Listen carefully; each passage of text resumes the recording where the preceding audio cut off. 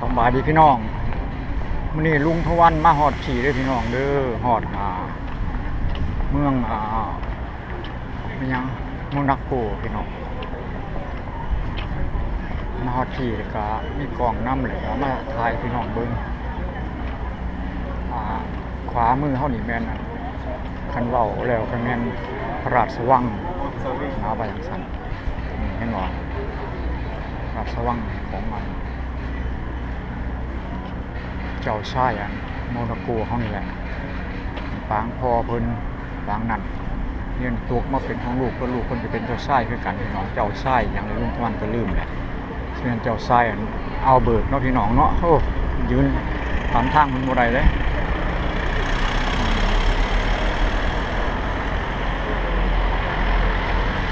งามอยู่พี่น้องงามหลายหมู่ของมันบอกว่าเดี๋ยวนี้เจ้าชายกับครอบครัวมันก็อยู่นี่แหละว่าซั่นก็มีเอื่อยเด้พี่น้องเฮาจือบ่ฟังมันหยังเอื่อยเพิ่นโอ้ลุงทนก็ลืมสาแล้วก็มีน้องสาวคนนึงที่เป็นนักร้องนะนี่เด้อพี่น้องเด้อแม่นโมนาโกพุ่นล่ะนี่เพื่อนทั้งนั้นแม่นเบิดแถวนั้นแม่นเบิดเลยพี่น้องอยู่ในเป็นนั่นของเมืองโมนาโกเบิดล่ะอย่างนั้นทางนี้คือกันพี่น้องลงไปลุมฝั่งนั้นเป็นทะเลเด้อพี่น้องเด้อ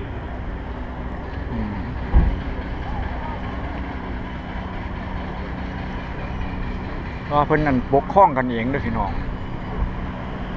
บ่ได้ขึ้นกับฝรั่งเศสเฮาดอก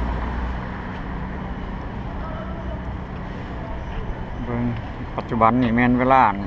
15 นาฬิกาของมื้อวันที่9เดือนกันยายนมื้อนี้แม่นมื้อวันนั้นศุกร์มาเพิ่นหมู่พามานะพี่น้องพามาก็โชคดีเนาะพี่น้องเนาะเฮามาเล่นน้ำเพิ่นพามาเบิ่งจักนาทีเลย2 นาทีกว่าเบิ่งพาไปเบิ่งกันฝากนั่นเนาะพี่น้องเนาะเด้อพี่น้องเด้อ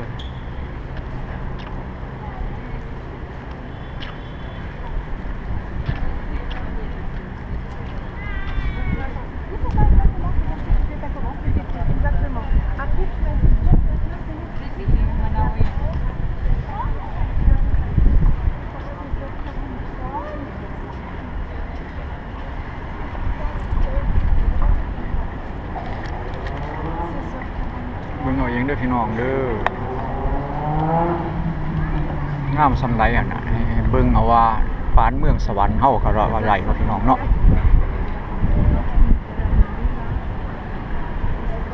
มาที่หน้าเพิ่น